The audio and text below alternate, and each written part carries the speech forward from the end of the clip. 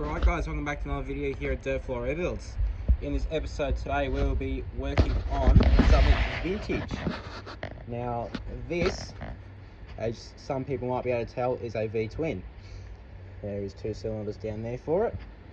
This is a Howard V-twin. A Howard is Australian manufacturer of rotary hose, ones for doing gardening with. They made single cylinders and twin cylinders. You could have the twin cylinder in air cooled or liquid cooled. This one here is the liquid cooled. I believe they are a later model. This isn't actually the engine that I'm going to be getting running. Obviously it needs a lot of work. The cylinders are there, that's the crankshaft, those are the conrods, and I believe this engine's missing pistons and obviously some other bits, but it has all the cam lifters and it's got the camshaft. But what I need to do is I need to build a stand for this engine to sit on so I can work on it. So what I'm going to do is I'm going to use this crankcase as a template to build a stand. The idea is I'm going to have a piece of steel that comes down here on an angle, down here on an angle. It just follows the angle of those 2 bolt holes. I'll put big long bolts in there to hold it, and they'll go down and they go to a T-piece, and there'll be a bar that goes in the middle if I need it. I probably won't since there's 2 bolts up here. But yeah, find some pieces of steel. Ideally we want the engine to be about, we want the crankshaft to be up a little bit higher than this. So let's see what we can find. Alright, so I've been for a little walk and I've found, I knew where it was, a star picket. Now, as you can see here, the star picket, there is one side that sticks out further than the other 2. So, and it has the holes in it. So what I was thinking is, I reckon the star picket would be the perfect tool to use for an engine stand. Not only because it's strong, we also have heaps of them and whatnot. So I'm going to line up some holes and see how we go. Alright, so as you can see here, Alright, so as you can see here, we have some holes in the star picket already. Now obviously they don't line up because nothing does, but I reckon I could have a star picket like this on an angle like that, have a hole in it there, and notch this little bit out here so it actually mounts flush, and I should be able to put it wherever I want as long as I have measured the center to center on the crankcase holes. And I reckon I'll put it about, we don't want it too high up because it could fall over. You also don't want it too low because it'll ruin your back working on it. But the thing I was concerned about with star picket is how close it gets to that piece there, but just eyeballing that there, I think we'll be fine. What I'm going to do is I'm going to measure the center to center on these 2 holes there, and then I'm going to take this over to the drill and drill out some size of those 1/2-inch holes. And then yeah, and then we'll have to make up 2 of them, cut them to length, have them on there, bolt them on there, and then put some more bits of shit on the bottom as feet, and it should be good, and we'll have a stand. Alright, so we've got my tape measure. We're looking at about 3 1/4 inches. So we'll take the star picket, we'll measure center to centers 3 inches and 1/4, because I work in the old school system sometimes because I'm odd. And we'll drill 2 1/2-inch holes, and then we'll see how we went. Alright, so I've marked out the center punch holes. I've got them roughly in the center, not bad for eyeballing it. Now I'm going to turn this around the vise and I'm going to get the drill and drill out some holes. I'll probably put a little bigger holes in there just so I can move it around a little bit, and then yeah, we'll go test it on the crankcase. Alright, so here is the V-twin Howard that we'll be working on. As you can see, it is a liquid cooled model. I believe it possibly could be a later version maybe, because it has cast iron water outlets. That'd probably be cheaper than the bronze ones back in the day. And it's got the water pump on it and the fan. That water pump's actually good. The other V-twin that I have, the water pump is completely flogged out and that is broken on the other one. which isn't on this. And you see, obviously V-twin. Single carby goes here. I do have a carby for it. Here is the oil pump. It's an external oil pump, kind of like a Harley. Those are the decompressors. That's what's supposed to move. I believe that's the main feed for the crank, for the oil. But yeah, it spins, it turns over. It sounds interesting. Most of it could possibly be because this flywheel is loose, but it could also be that the big end bearings are flogged out, or the gudgeon pin bearings are flogged out. So as you can see, I've just got it on the front of the machine here at the moment. What I'm going to do, weld a T across there like that on both sides, weld it on there parallel, and then weld a brace from there to there, and then there to there, and that should get it, I reckon. Then we'll have to, I reckon we'll pull the heads off first, see what's going on inside. I reckon there'll be stuck valves and all sorts of stuff like that. But yeah, this engine is very complete. It's even got the magneto on it. I'll try and get that to work. It's the only magneto that we have for a twin cylinder, which is pretty good. Hopefully I can get that to work.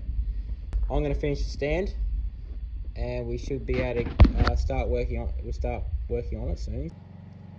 Alright, so here we have the Howard V-twin in the Dirt Floor Rebuilds production office. So first thing we're going to do with this is we're going to pull the plugs out. These are Motorcraft ABF 32 if you need the part model.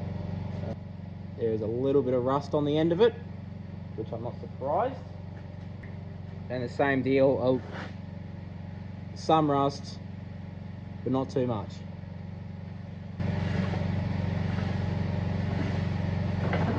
But it sounds not very happy. So I think what I'm going to do is I'm going to pull the heads off. So I'm skipping the noise. Is either the pistons are worn out, or the gudgeon pin bearings are worn out, or the big end bearings are worn out. It sort of sounds like big end to me. Pull this cylinder head off and see what's happening underneath.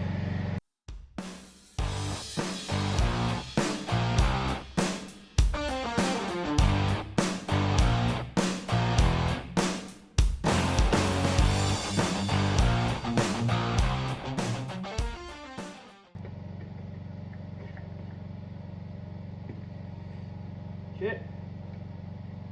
It's pretty clean in there. Look at that. Just a bit of mild scaling for the surface rust. Oh, someone's been in this motor recently because there's a Sharpie. There's a texture mark saying 12 HP. So here it is. This is the only little bit of damage I've done, but that can hammer back out. As you can see, it's copper, and it's also got 12 HP in it. So 12 HP is obviously 12 horsepower. That's how big the engine is, and that's what would have been written on it when you would have bought it at the shop. Yeah, let's bring this piston up to top dead center. Oh yeah. So this one has an aluminium piston in it, which some of these motors had cast iron pistons, but as you can see, this piston moves around a whole bunch. Look at that. That's what our noise will be.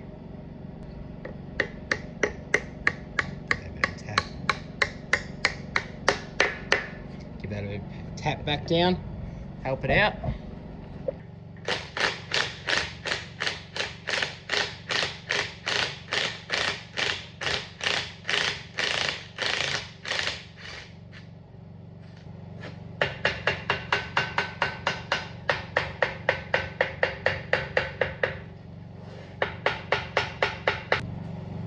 Right, so I've given up on working on the cylinder head for the moment. I'm just going to leave that. I'm just going to remove these tappet covers, see what's behind them. Oh yeah. You can see the water has been getting in here. That lifter still moves. But apart from that, it's actually really shiny, which I'm surprised about. All these adjusters are really clean. Now it appears that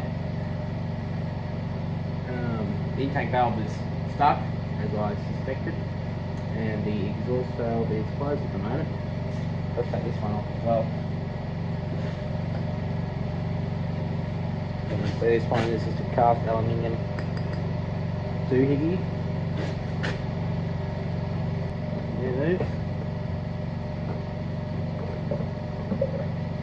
Oh, there's a problem. So I've just found the problem with this engine. I'm currently turning the flywheel, as you can hear, but this isn't spinning. You turn it and it grabs. That's what's wrong with it. Right, so we need to take this cover off. Looks like someone's already started doing that. It's not a surprise. Oh, let's do it.